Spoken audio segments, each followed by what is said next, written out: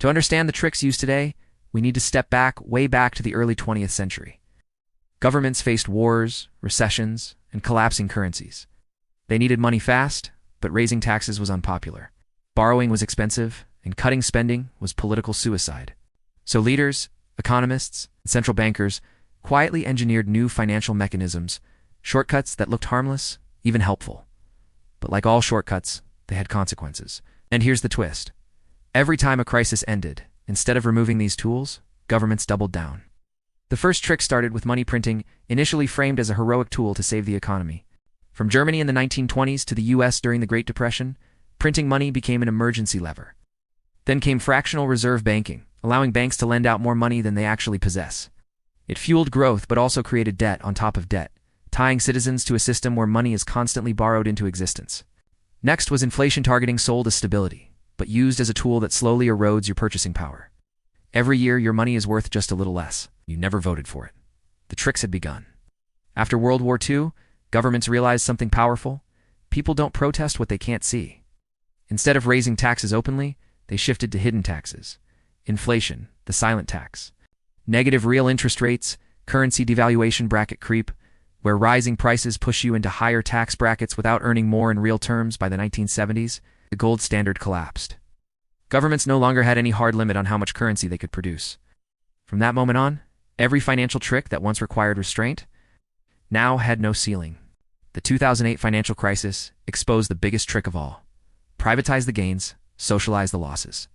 Banks made risky bets. They won. They kept the profits. They lost. Taxpayers bailed them out. Governments justified it as too big to fail, but the signal was sent. If you're powerful enough, rules don't apply. After 2008, the printing never stopped. Global debt exploded to record highs. Interest rates were held artificially low, and everyday people, workers, savers, small investors paid the price as asset prices soared beyond reach. Here are the results. The average salary has risen far slower than housing prices. Savings accounts lose value every year due to inflation. Governments owe more money than at any point in history. And the system's survival now depends on you continuing to work, borrow, and spend, while owning less. But governments have one last trick. When things get bad, they blame market forces, global uncertainty, or consumer behavior, never the system they created. You've seen these promises: lower inflation, affordable housing, debt reduction, fiscal responsibility. But none of them work long-term because each fix requires undoing the very tricks that keep the system afloat. If inflation drops, government debt becomes harder to pay. If housing becomes affordable, asset markets fall. If interest rates rise, economies slow down. If spending is cut, voters revolt. So governments choose the same answer every time: delay the pain, by weakening your money instead. Today, the cycle is back. Massive government deficits, rising inflation, low purchasing power. Young generations priced out temporary emergency measures that never end. Here's a shocking pattern. In the last 50 years, no major currency has gained purchasing power. All of them without exception have become weaker.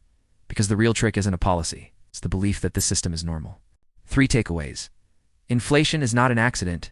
It's a design. Governments use debt, printing, and devaluation as silent tools of control. The more complicated the system becomes, the easier it is to hide the tricks inside it. Final warning. As long as the system rewards governments for weakening your money, they will continue to do it. The real question is not if the next crisis will expose these tricks, but how much wealth people will lose before it happens.